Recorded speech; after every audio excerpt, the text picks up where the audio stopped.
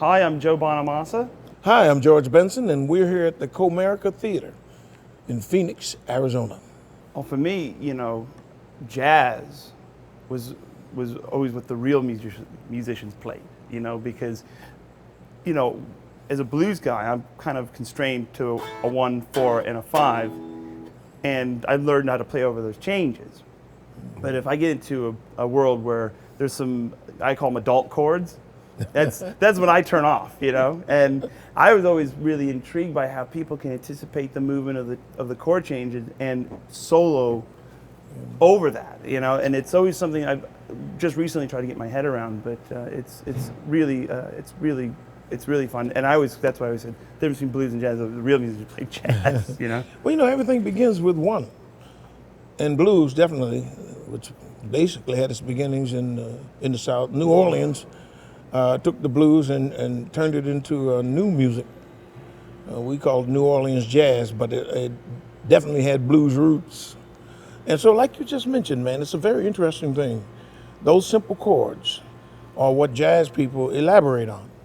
What they do is they add different colors to them because they found out through other musics that how one note can make the difference in the emotion of a chord, or give it a different color and make it sound sad or happy. And that's what I've been involved in for many years, because I started off playing blues. Mm-hmm. But I found out I couldn't keep up with a lot of the cats. I came from a great city of great players, Pittsburgh, Pennsylvania. Yeah. And a lot of people came through who played blues. I said, well, I'm never going to be as good as those cats, so let me try something else. So I tried to hang out with the jazz players. But what you said was very, very interesting, man. You're a pretty honest kind of guy. I like that. I grew up listening to all kinds of music, and I've always, my goal every day when I wake up is to try to find music I haven't heard before and be a sponge, whether it be like a B.B. King, he plays one note, you know where it is, that's B.B. King, But also in the context of jazz, I always really got a lot of ideas on guitar from listening to sax players and horn players, and where Miles would put his fills was never on the one. It was a one and it was a lazy one, but it's like to try to figure that stuff out. It really kind of opened up this whole door for me as far as being a soloist, and your phrasing became infinite at that point. All this stuff you can do, and just by listening to, the hybrid of blues and jazz. Well, he mentioned a lot of names earlier, people that we both admire, and there ain't many people that we don't, because we know what this industry is about and how much it takes to get to be known and remembered by people. And the people I mentioned are at the forefront of my inspiration. Well, he just mentioned one, a gigantic one, B.B. King. And I like him because his personality shows up on everything he plays. He touches it, and like you said, he can play one note and you know instantly who it is by the rate of his vibrato, the intensity of the note, the energy that comes from his use of the amplifier. Nobody uses it better. I think, B.B. King, especially the Chicago-style jump blues, T-Bone Walker. Yeah. He was using adult chords. Actually met him, He's before your time, though, isn't he? Yes, I would have loved him, man, But he was the guy who inspired me to, people like B.B. King and, when you'd see like people like Muddy Waters in the 60s, they were dressed up. They were like, they had the nice suits on, and I was like, that's kind of where I took the whole idea from.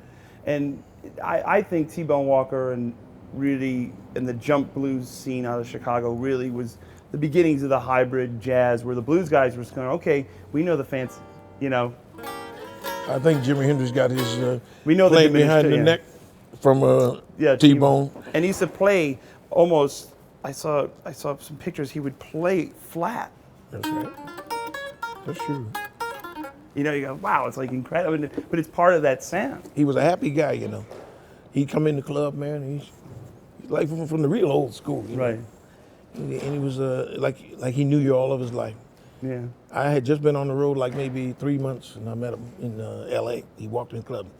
Well, boy, you're gonna be a good guitar player, man. He said, how old are you? I said, I was 19 then. And I saw him maybe a couple of times.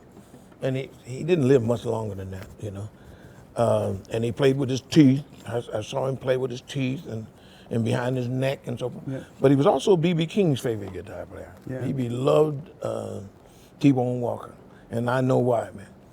He had it all. He had personality. He's a superstar. You see, and I like. There's very little footage of him playing, like on video, but you just see the pictures and the energy that comes out of the picture. That's right. There's that great picture of him with the ES5 behind his back, doing like a split on stage, and you can go, man, if I can just be at any concert ever, I would want to have been there just to see what that kind of how that energy, you know. And it's true. But there's so many great ones, you know. Tal Farlow and Kenny Burrell, and of course Wes Montgomery. Grant Green was a gigantic influence on my playing. He taught me how to play the melody, how to get the most out of the melody. Because to me, if you can't sell me the melody, then the rest of it has no meaning. I won't remember the song. And that's the thing that Charlie Parker did so well, and B.B. King does so well.